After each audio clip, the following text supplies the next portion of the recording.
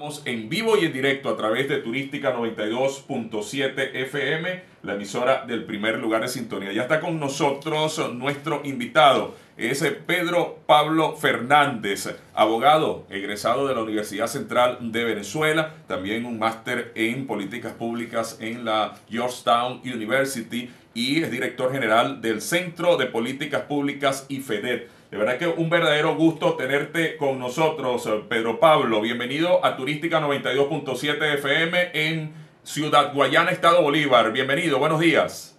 Hola, buenos días. Muchas gracias a ti por la oportunidad que me das de conversar con toda la gente de Guayana y un abrazo y un saludo a todos por allá.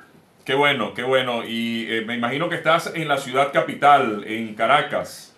Estoy en Caracas en este momento, sí, saliendo un ratico para Valencia y Cogede, que tenemos actividades allá apoyando la candidatura del Mundo González. Sí, son las 8:07 minutos de la mañana, Pedro Pablo. Precisamente, elecciones este 28 de julio. Estas elecciones, ¿qué significan para Venezuela? Venimos de 25 años de chavismo, de gobernabilidad del chavismo. El presidente Chávez, después el presidente Nicolás Maduro. Hoy tenemos varias opciones, entre una de ellas, la cual tú también estás apoyando, así lo manifiestas, la candidatura de Edmundo González, que si se quiere es la candidatura, son las dos que polarizan el escenario político. ¿Qué significan estas elecciones para Venezuela? Adelante. Mira, significa la posibilidad de cambiar, la posibilidad de abrirle al país las puertas a la recuperación económica y a la recuperación social. Venezuela, sobre todo en los últimos años, ha estado sometido a una crisis económica muy profunda, una caída del aparato productivo, pérdida del empleo, pérdida del ingreso del venezolano, se ha caído estrepitosamente.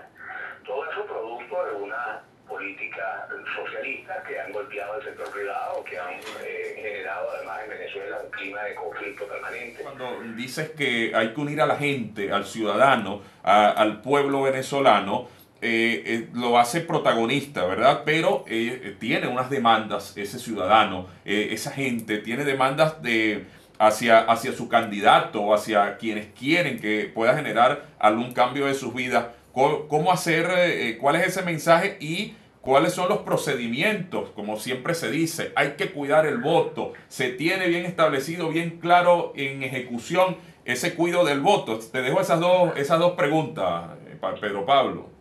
Mira, la posibilidad de cambiar depende fundamentalmente de nosotros, de los venezolanos, de todos, y de la disposición que tengamos de dar esta batalla con alegría, con optimismo, con fe, con esperanza y con mucha resiedumbre también, con mucho coraje.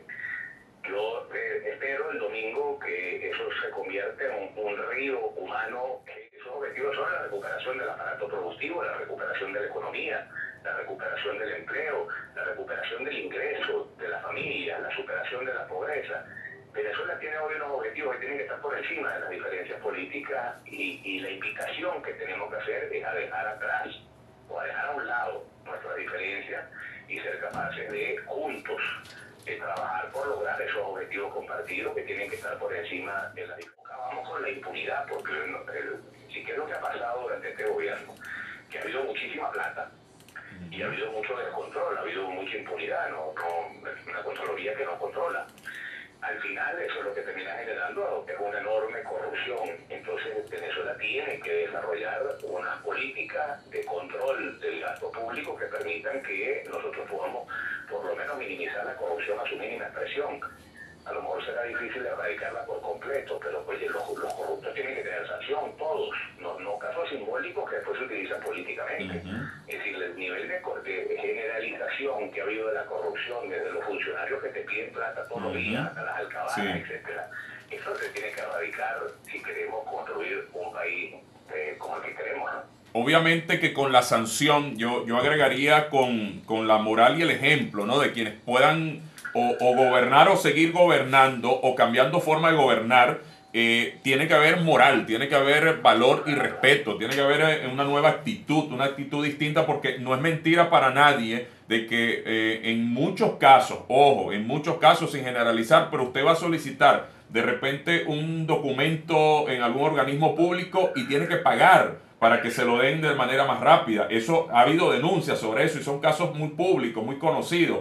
Sin generalizar a buenos funcionarios que puedan haber en la administración pública, por hablar de eso, por hablar de a veces también sin generalizar, pero nos hablan de policías que piden pues alguna vacuna por alguna razón u otra, y hablando ya de los altos niveles de corrupción que son señalados y son hoy investigados. Pero además de las sanciones, además de esa ética, hay que dar el ejemplo. Y otro punto importante, tenemos que mejorar la economía, porque mucho de eso, y no es una justificación, pero digamos, induce la misma falta de un ingreso sostenible que permita mantener una familia. Acude a un sistema corrupto el funcionario y muchos ciudadanos. Todo eso hay que irlo erradicando. Es decir, es un tema de gobernabilidad estructural, no es nada más una sola arista, ¿no? Pero son puntos que hay que abordar, son puntos que debemos de solucionar y hacer sentir esa sensación de que este 28 de julio genera un cambio para el país, un cambio de acción y de actitud. Ahora, en torno a los procesos electorales, ¿cómo ven el sistema electoral, el tema de los veedores y observadores internacionales? Algunos que le han cerrado la puerta, dicen estos no pasan, estos no vienen, otros que sí ya están siendo permisados. Háblanos un poco sobre esto, Pedro Pablo. Mira, yo creo que al final lo que tenemos que velar porque este proceso sea un proceso democrático somos nosotros. Depende de los venezolanos, de nuestra disposición de salir todos a votar y de defender esos votos. Los observadores internacionales, pues si no vienen, al final esa responsabilidad nos toca a nosotros y nosotros la podemos sacar adelante, estoy seguro que lo vamos a poder hacer. Cuéntanos un poco cómo pueda esa preocupación que pueda tener el mundo en Venezuela. ¿Importa bastante Venezuela para el mundo? Mira, la primera cosa con las sanciones, aprovechando más que estamos hablando, que nos está escuchando gente de Guayana, las causas de toda la crisis económica que tiene Venezuela no tienen que ver con las sanciones. La destrucción de la empresa lógica de Guayana no se produjo por sanciones, se produjo por las expropiaciones. Nosotros tuvimos mientras Sidor estuvo en una no privada, producía Venezuela 4,5 millones de toneladas de acero, y los empleados de Sidor estaban más bien pagados que el carrizo. Tenían todos los beneficios laborales, tenían cómo comprar sus comidas sin necesidad que el gobierno les diera una caja clara. La destrucción de las empresas de Guayana se produjo no por las expropiaciones, sino por la destrucción deliberada que hizo el gobierno de esas empresas que en algún momento generaron tanta esperanza, tanto empleo, tanta riqueza para Venezuela. Para que quien nos esté escuchando, quien nos está viendo, pues digamos, ¿con qué se come eso? ¿Cómo es esa transición? ¿Cuál es esa idea de transición para el futuro, Pedro Pablo? Mira, nosotros no vamos a pasar de un estado a otro de la noche a la mañana. La gente habla de la salida, y han hablado de la salida hace un montón de tiempo, como que eso fuera una puerta que uno abre y uno pasó y se acabó. Esto va a ser un proceso largo. Lo que está en juego el 28 de julio es cambiar al gobierno, que es el Poder Ejecutivo. El Poder Legislativo va a permanecer que tenemos hasta el 2026. Si se respeta la Constitución, y yo quiero que se respete la Constitución porque no encuentro otra vía para lograr superar esto que no sea un apego claro a las reglas del juego y a las reglas constitucionales. Después tenemos un contralor, un fiscal, que todo eso tiene que elegir la Asamblea Nacional y probablemente puedan cambiarse a partir de la elección de una nueva Asamblea. El Tribunal Supremo de Justicia, el Tribunal Supremo es el que tenemos, no tenemos otro, y ese Tribunal Supremo tiene los magistrados, ese tribunal tiene unos lapsos para que finalice su mandato. Entonces, la economía no se recupera de un día para otro, la economía toma tiempo, la recuperación económica, hay que hacer muchísimas cosas para adelantar eso, para que eso va a requerir tiempo.